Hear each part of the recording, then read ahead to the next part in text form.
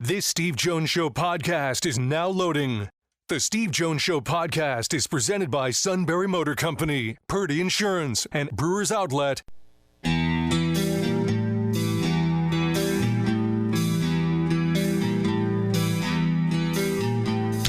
Bringing you an in-depth look at Penn State sports and more. This is the Steve Jones Show on News Radio 1070 WKOK.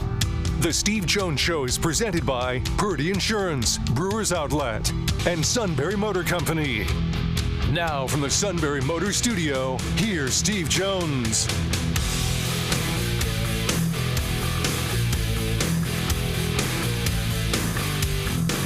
Great to be with you on the show today. Brought to you in part by our good friends at Brewers Outlet, Reagan Street in Sunbury, the beverage supermarket.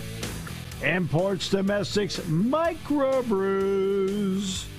The best selection of beer anywhere. Wine coolers, water, soft drinks, and because Todd's around, more snacks for the rest of us. Some people are anti-snack. That means more for the rest of us. That's right. I have an idea for show merch. Show merch, really? Just snack with a red cross through it and our names on the back. With your name on the back. Okay. I'll snack. I mean, I'll freely admit, I'll snack. Yes, I will. I have to break character. I did have a handful of pretzels before I came over. Oh, well. Oh. Okay. How about that? Boy, a startling revelation. And they roast their peanuts fresh and out every day. 6 great flavors of slushies. And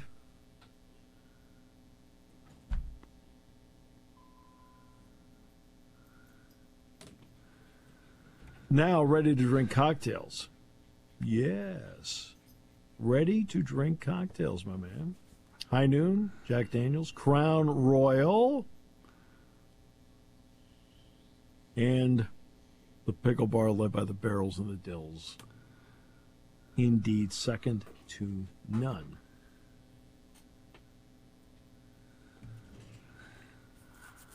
All at Brewers Outlet, Reagan Street in Sunbury, the beverage supermarket. The Preakness is tomorrow. There will be no Kentucky Derby winner. Dick and I will talk about, look, Dick, this is a proposal Dick has had for years. We'll talk about his proposal in the next hour. He'll join us about 2:15. The suit will be taking notes because essentially these races and the Breeders' Cup are part of his pension plan. I feel a little left out today. Dick and Jody are doing a show right now, I think, as we speak, I saw. Are they? Yeah. Are they really? Yeah, good. Hey. Yeah. Covering what you would think they would be covering, the Preakness. Of course they are.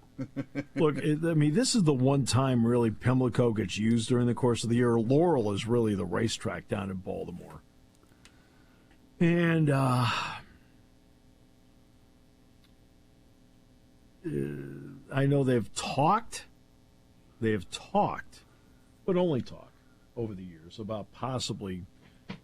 I mean, Laurel's just, people will tell you, of the two of them, it's the beautiful racetrack. But it's the tradition has been Pimlico, it stays at Pimlico, and that's where it's going to be. This is not going to be, it's not going to be a fun situation. To watch the race, yes, you'll get a winner out of it. There'll be all the tradition that goes with it, the Black Eyed Susans and so forth. But the bottom line is no Kentucky Derby winner takes a little shine off. Next week, is Indy 500 week. The suit becomes incredibly insufferable. Can you name anybody in the race? Who's the defending champion? I'm going to get, is it Joseph Newgarden? Is he the defending champion? My guess was going to be, I think it's that Joseph guy, so I know a little less than you two. You at least got to a last name. No, but, I mean, I watched some of it last year. I mean, I'll watch some of it. But, like, some of these events over the years have just lost their luster and shine. That's one of them. And I know they're going to have 250,000 fans at the racetrack. And, you know, they'll sing Back Home Again in Indiana and the whole deal. But it's... We had this conversation maybe 4 or 5 years ago at the paper, because we used to have an editor that was really into the Triple Crown races. And it is weird that some of these legacy events that even from when I was a kid in like the 80s and the 90s, like the Kentucky Derby, the Indy 500, have lost a lot of their luster. Well, the Derby, I think, still has luster. The Preakness only has luster if the Derby winner's in it.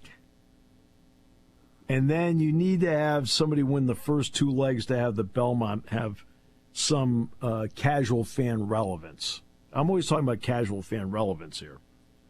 I mean, I don't think the average group of people younger than us give two flips about the Kentucky Derby, unless you're betting on it. I mean, I don't think... I've had a lot of younger people come up to me about the Derby. I mean, I think it's got, and it is certainly something you bet on. You bet on everything now. Well, that's true. I mean, you bet on everything. But, I mean, I've told the story before, but I think it's worth telling here again. I want to say it was, 2015, maybe. 10 years ago.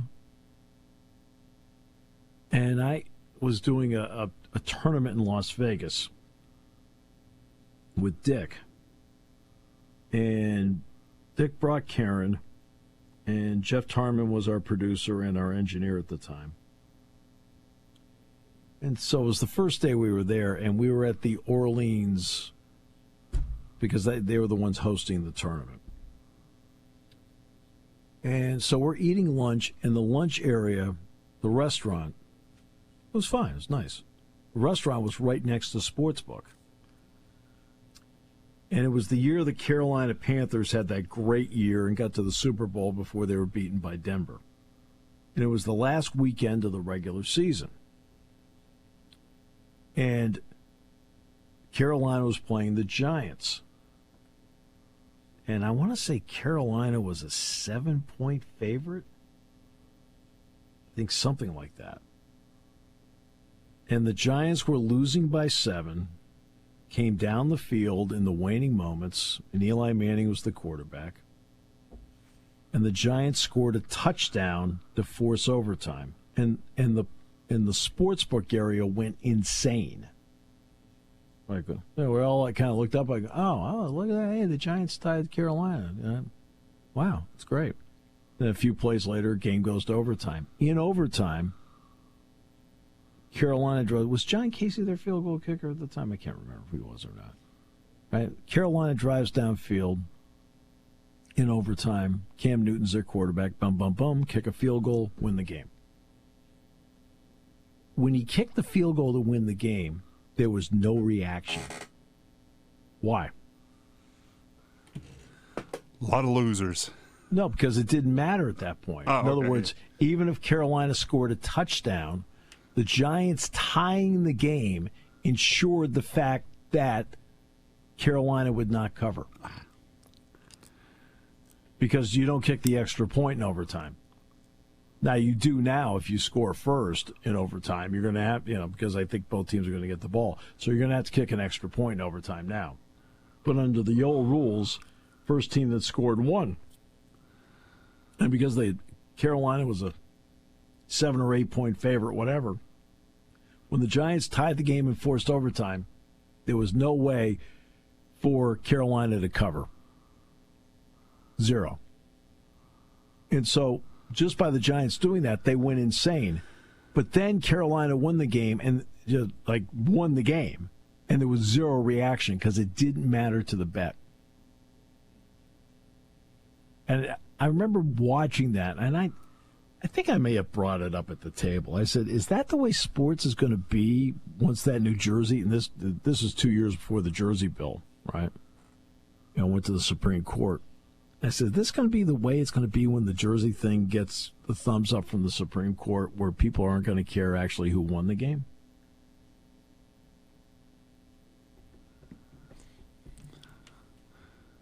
Yes. Yeah. No, I agree with you.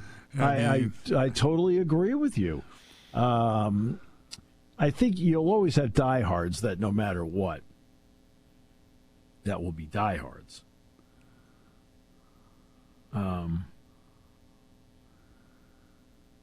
But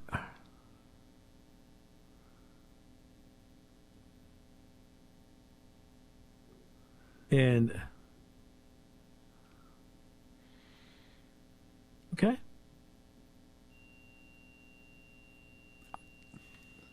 I mean, they're going to love it no matter what. But now, it's like, what do results matter? So now back to the great events. I think the Kentucky Derby still has relevance because of the betting. But it was always like that anyway. The Preakness only has relevance to the casual fan. You got to be a diehard race fan to watch tomorrow. And I'll watch tomorrow. Right? Because, it's something I've always done. I enjoy it. That's fine. I'm not going to, I don't place a wager on it. But the ratings are going to be way off because there's no Kentucky Derby winner in it. The Indianapolis 500, I will watch it. But again, a sport can eat its own. And IndyCar racing brought this on themselves. When they did the split between CART and IRL, and the IRL people, and Tony Holman, I think, was the one, Tony Holman Jr., I think, was the one running the Speedway at the time. Roger Penske owns it now.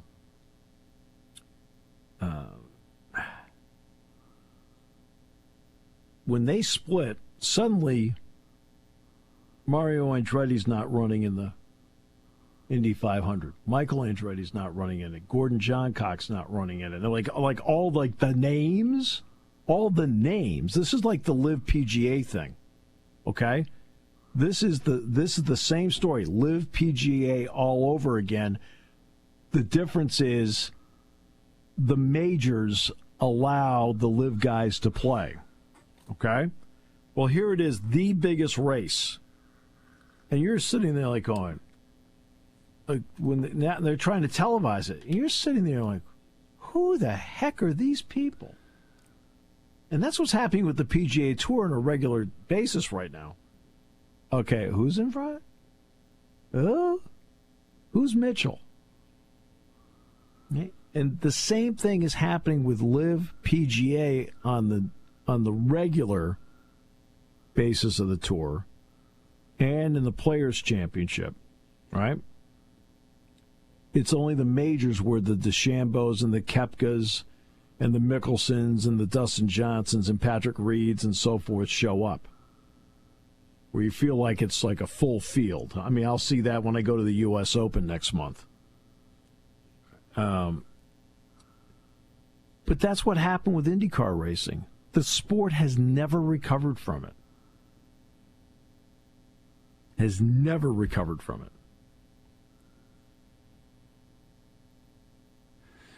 You couldn't do it like this now. But I also wonder, also knowing it was going to be on tape delay on Memorial Day to be able to watch. Yeah, true. But that's also quaint of the 1980s when, spoilers wouldn't get out and you might know who won, but you don't know a lot, and all you had to do was avoid the newspaper and Sports Center. Well, no, when I was a kid, my dad loved it, and my dad always had it on the radio. And Sid Collins, the legendary Sid Collins, would be the one calling the race. And their coverage was brilliant. Let's go down to turn 4. Do, do, do, do. It's like, okay, I got it. Hey. And so, and so I always knew who won because my dad would listen to it. And it's still on the radio today. In fact, I'm going to see Rob Blackman on Monday. Rob does Purdue basketball. Rob works the pits on the radio side. He's going to find some time to be with us on Monday. But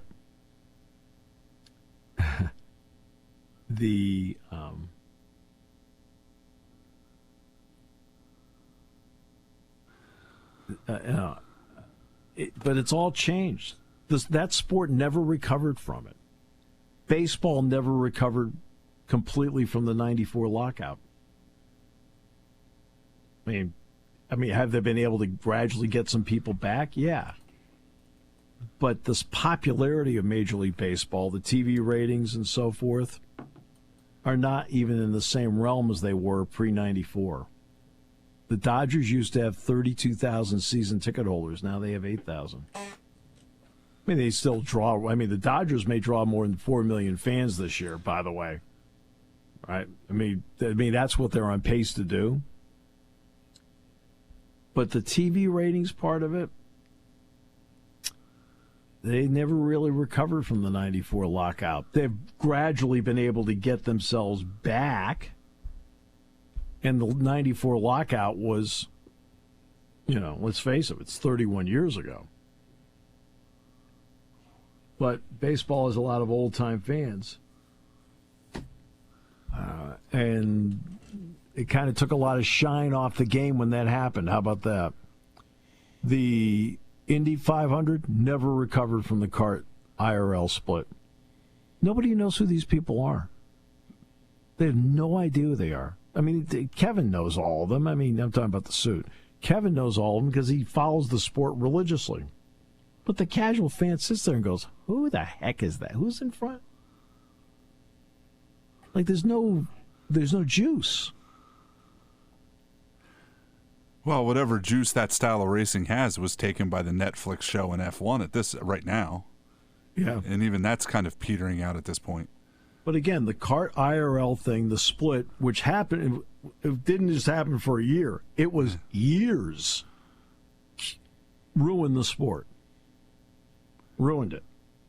The lockout in '94, no postseason, right?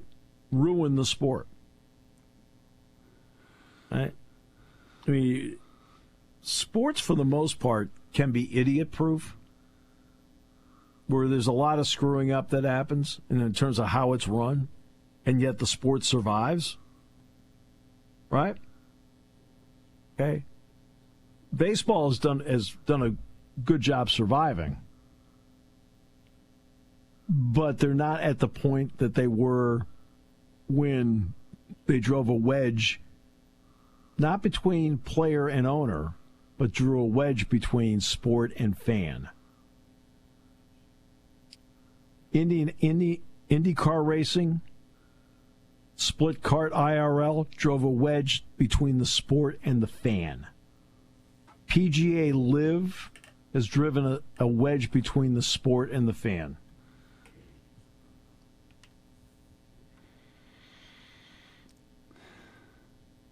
I don't know what you think about that, but that's how I look at it. Again, and it goes back to the quest for every little bit of money, too.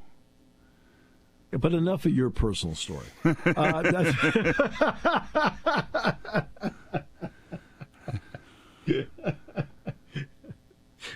I will play golf in Saudi Arabia for the amount of money those guys are playing golf for, yes. I am not immune.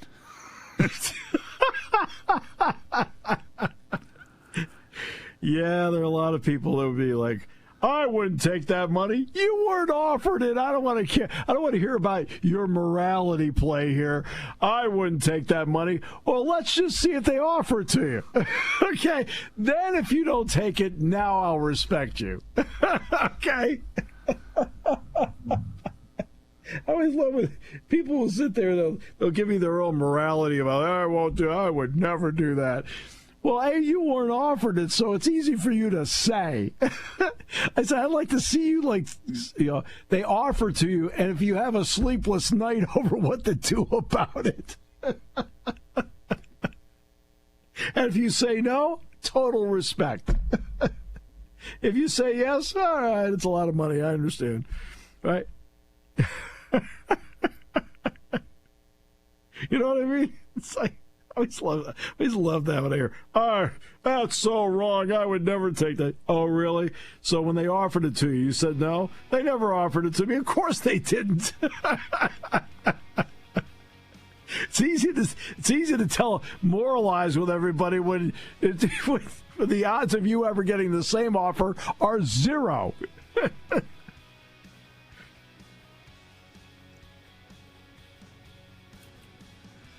And it is a lot of money to play golf. I mean, what the heck? And that would actually, in all honesty, it looks like to be fun golf. It looks fun. See, if I remember the PGA Tour like knowing me, I wouldn't have left the PGA Tour. Only because I've just always been somebody that, I don't know, once I get hooked into something, I stay loyal to it. I mean, look, have I ever had offers to leave the Penn State play-by-play job? Yeah. Have I left? Party time, game time, or just fun time. Doesn't matter what time it is because it's Brewers Outlet time. The beverage supermarket has the area's largest beer selection. Imports, microbrews, ciders, and domestics. Pick from over 100 ice-cold 12-packs and dozens of 24-ounce singles. Soda, snacks, hot sauces, fresh roasted peanuts. Make it one-stop party shopping, and don't forget the pickle bar. So whatever you're celebrating or just doing it up, Brewers Outlet, Reagan Street, Sunbury wants to see you. And thank you for your years of patronage. Hi, this is Season. For over 100 years, the Purdy Insurance Agency has been protecting families and businesses of the greater Susquehanna Valley and beyond. With the experience of our trained and knowledgeable staff, you can rest assured that your needs will be evaluated and met by some of the industry's best representatives. No matter what your insurance needs are, call Purdy Insurance today at 570-286-5855. Visit our website at purdyinsurance.com or check us out on Facebook to see what we can do for you.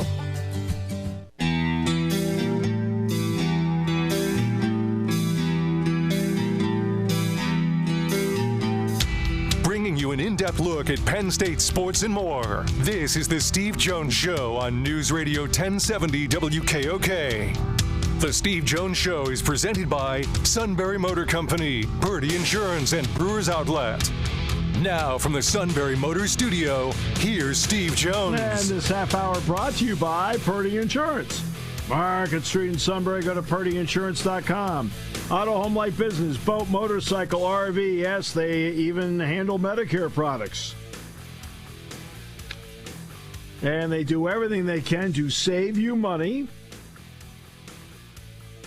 because customer service means everything to them.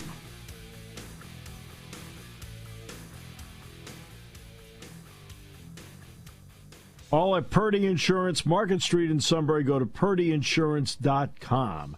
Look, I mean, they're terrific. I mean, terrific people who are great pros. I mean, that's who they are. Purdy Insurance, Market Street in Sunbury. Go to purdyinsurance.com. Hey, you know, I mean, if you're a diehard, the diehard will always be involved deeply in any sport. Always. Okay? I mean, it's part of the glory of being a diehard.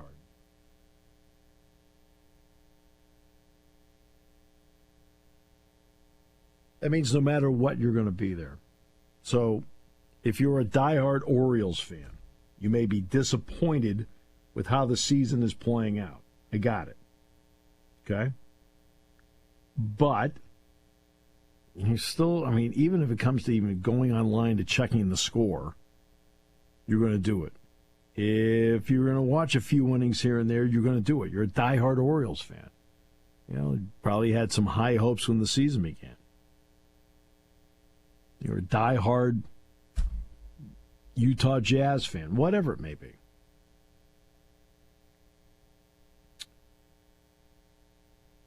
And if your team happens to make the playoffs and be a part of it, wow, you're into it.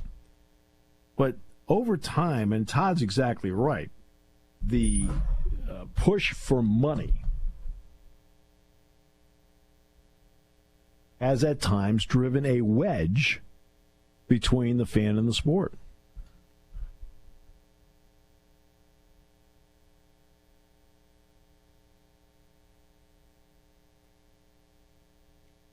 I think we're weighing it out in our two favorite sports of conversation right now, in college football and college basketball. Yeah. College football, it's interesting. I always talk about that certain things are idiot-proof. And once the games start, and something interesting has happened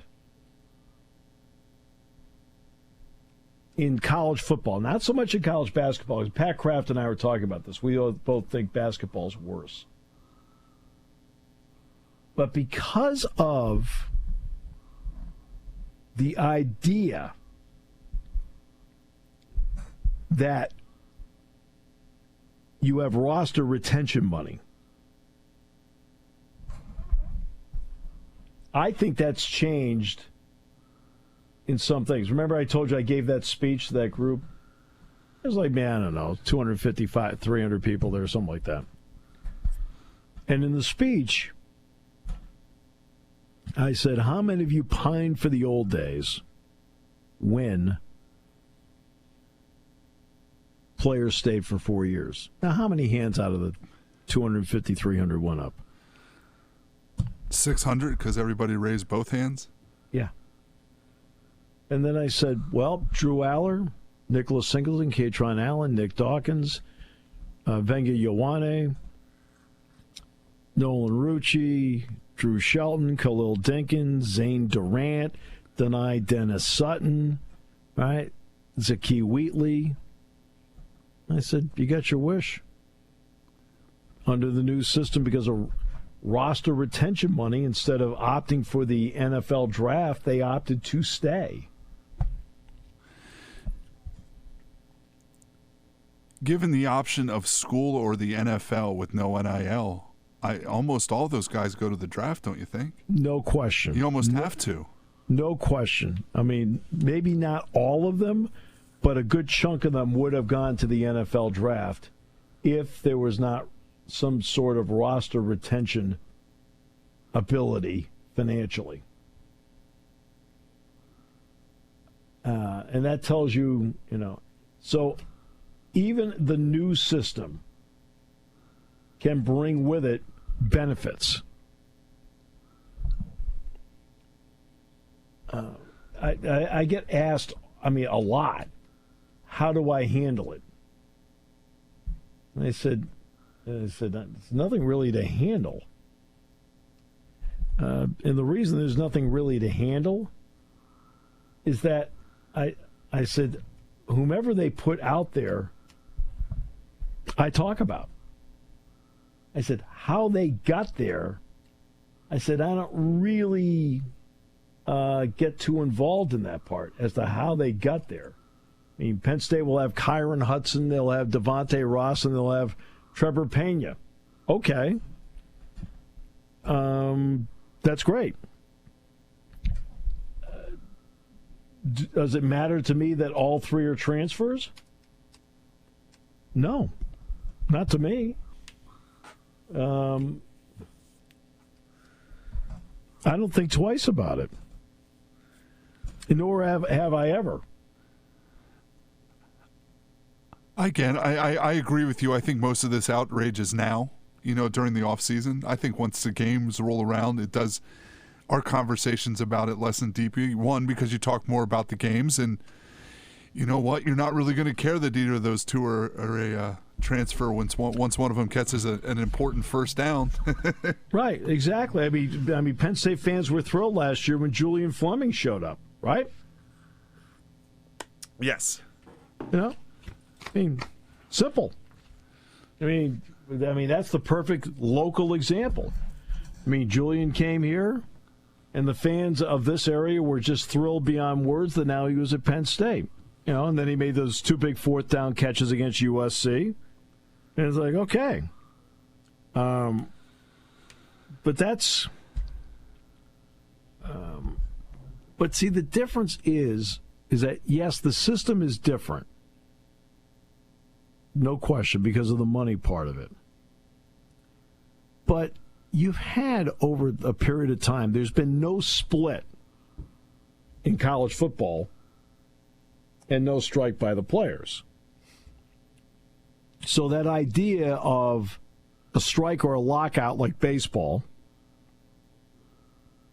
okay, or a split like the PGA and LIV, or a split like CART and IRL, okay, that doesn't happen in college sports. The other part is the franchises don't move. I mean, the Carolina Hurricanes beat the Washington Capitals last time. We all know they used to be the Hartford Whalers. Okay, the Winnipeg Jets are playing the Dallas Stars. Well, the Dallas Stars used to be the Minnesota North Stars. The Winnipeg Jets used to be the Atlanta Thrashers. So you don't have people sitting there going, they took my team. So the college sports, I mean 10 years from now, Penn State's still going to be there. 10 years from now, Michigan's still going to be there. What is interesting, and it sounds like it's kind of backed off even a week later, because I don't even think we really talked much about it, but, Trump started talking about the commission with the guy from Texas Tech and Nick Saban. And the point of this is I was reading some stories on it, and it really seems one of the things that really sticks in people's craw isn't really the money in the NIL. It's the conferences. It's the expanded conferences. It's UCLA and USC being in a Midwestern conference. Texas right. and Oklahoma being in a Southern conference. And I find that I find that part of it. I don't want to say strange, but I just find it interesting that it just seems like right now people have gotten used to the money part of it and the NIL. I think the two biggest things right now are the conferences and the unfettered movement in the portal. Because I think people are right with a transfer portal in general. I just think, it's hard for people to deal with some of these, 4 teams in 4 years guys. Right. So, let's talk about transfers. It's not as if, the love for John Amaechi in Penn State basketball circles, they love the guy. Okay? But people forget he transferred from Vanderbilt. Glenn Secunda transferred from Syracuse. Penn State's had transfers over the years that have been important parts of their program in basketball. Okay. And so, but what did they each have to do? They sat out a year. So you had to sit there and patiently wait for them to be eligible to play for you. Now, of course, it's the transfer portal opens up. It's like, okay, what names are in there today? What? Who? What? Cam Miller's now with Rutgers? I mean, what? What's going on? What? And you're right, because there's no collective bargaining agreement, there are no rules around transfers. None. Right? I mean, we just talked about the Caleb Williams revelations in the Seth Wickersham book about he really couldn't determine where he wanted to go. I mean, John Elway sort of made it happen. Eli Manning sort of made it happen, but they're rare exceptions that have been able to manipulate. Like, I'm not going to the Colts, and Eli Manning wasn't going to go to the Chargers. I mean, the Colts and the Chargers drafted Elway and Manning respectively, but Elway ended up in Denver, which is preferable to him, and Manning ended up with the Giants instead of then San Diego, which was preferable to him. But the problem that his family had with it was that he'd be locked in potentially to 8 years because of the way the league is run. Remember the Le'Veon Bell thing? Le'Veon Bell, they were going to franchise tag him for a second year, and he was mad about it, and I think he sat out.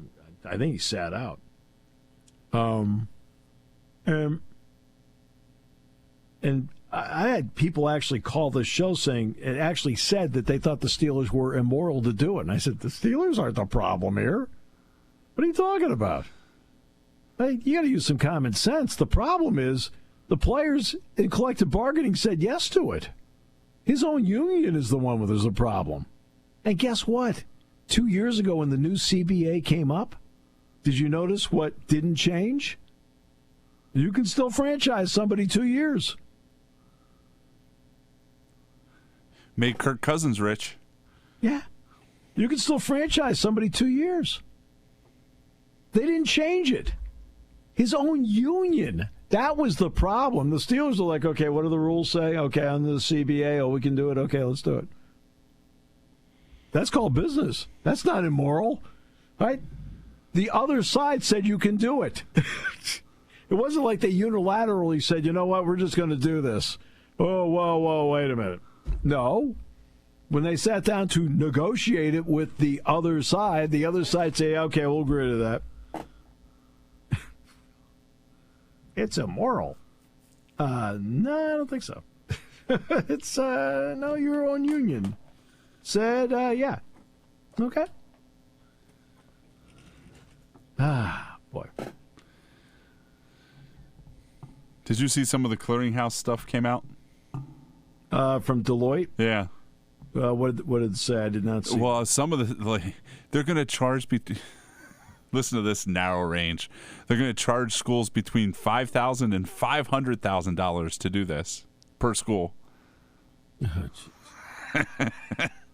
Now, my understanding is under the rules that anything under $600, yes, you don't have to do. There's nothing. You can whatever, and okay? You can still accept it if they deny it. But it puts you. But you're under the understanding that it could put your eligibility at risk. Right. And it's also illegal in 7 states. Which 7 states? Well, one of which is Tennessee. Most of those states that pass the NIL laws, what they're trying to do with the clearinghouse is illegal. No wonder Nico left. Yeah. Huh. Tennessee has the least restrictive NIL law in the country.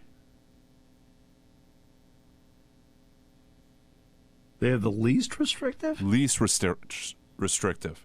Tennessee is one of the states where if Tennessee wanted to, the University of Tennessee can directly pay the players now. Oh, okay. Yeah, that part. But it's the clearinghouse part that's an issue. Yeah, it's the clearinghouse part is illegal because it's restricting trade, and you're not allowed to restrict their NIL earnings in those states. Yeah. What are the other places? Montana, Idaho, what? Every story I read just keeps mentioning Tennessee. Well, that's because of the Vols. Yeah. Yeah. But it's so needless to say that's going to court probably. We said. But I said that. How many times have I said that? Okay, the clearinghouse thing is going to end up in court. So you just keep doing it until they tell you to stop. Okay? The Title IX part, okay? There's going to be a Title IX challenge to it. That's going to end up in court. But you just keep doing it until the court tells you not to. I mean, that's what it comes down to. I mean, look, you got $20.5 million. If $16 million of it is going to be allocated to one sport, you don't think there's not going to be a Title IX challenge to it?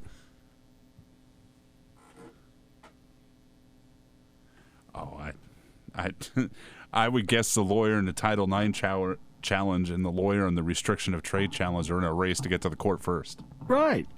And the clearinghouse thing, that's going to be challenged. I mean, eventually it's why you're going to need collective bargaining. You're going to have something that's collectively bargained between not just football and basketball, but it's going to have to be something where you're going to have to collectively bargain between football, basketball, and then probably have all the other sports under one umbrella that be collectively bargained. I mean, I think you're going to have to, in some way, shape, or form. Because that's the only way to gain structure to this. Now, the question is, who would represent the player side of it? I mean, the NFL's easy. You got the NFLPA. The NBA's easy. You have the NBAPA, NHLPA. Right? That's easy. College sports doesn't have that. The question is who? Who do you talk to? And at some point, you're going to have to collectively bargain this, because you need some semblance of structure that both sides agree to.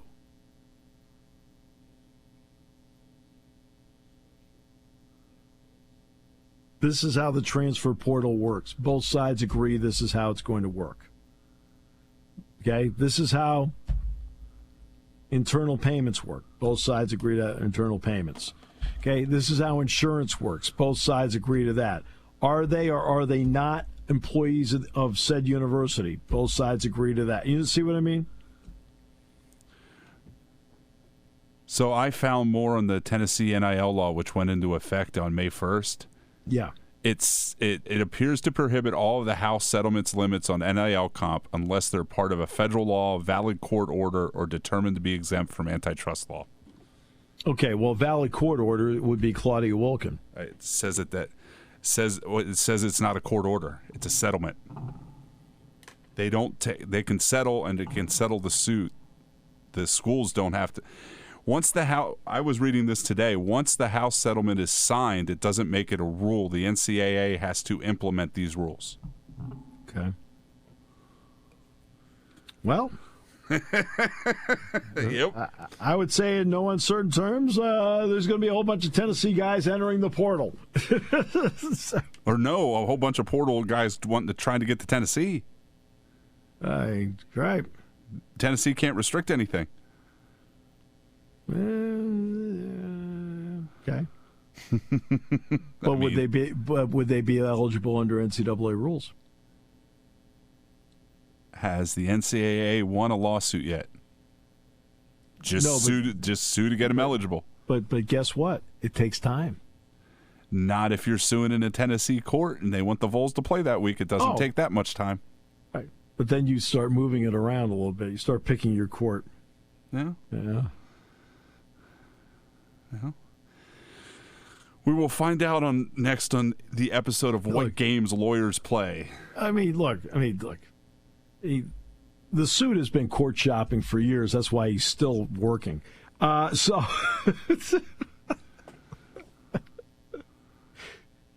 He's been workshopping too, so. Workshopping. Oh, jeez. We're going to talk to Dick Girardi, by the way, in the next hour. Dick's going to join us about 2:15. And it sounds like we may get the King today, too, you said. Sounds like it. Sounded like that at the beginning of the week.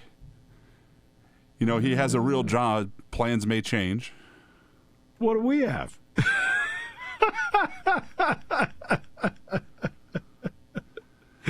A job. I don't know if I'd put real in front of it. I know. We talk sports. I mean, it's like, that's what I tell everybody. I said, hey, look, my job in that art, I just got to sit there and talk sports. What the heck?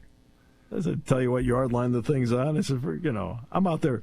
I said, I'm broadcasting the game. I'm sitting next to Jack Hammer, Dick Girardi. I'm having a blast. I'm having a good time. I said, I don't know if you call it a job, but I sure am having fun. I mean, they pay us for it, but I mean, that's what I tell them the story about when I always get asked about how did you get into this? And I said when I was a kid, I would listen to games on the radio all the time, all over the country because of the 50,000-watt stations at night that would be booming in. I said, I'd listen to them all. I thought, what a great job. And I never once thought about they gave you money for it. I just wanted to do it. I said, well, now I'm doing it, and they're giving me money. All right. This is something else. I was going to say, then you had to find out and travel like a real person, too. It's like, all right. This is great.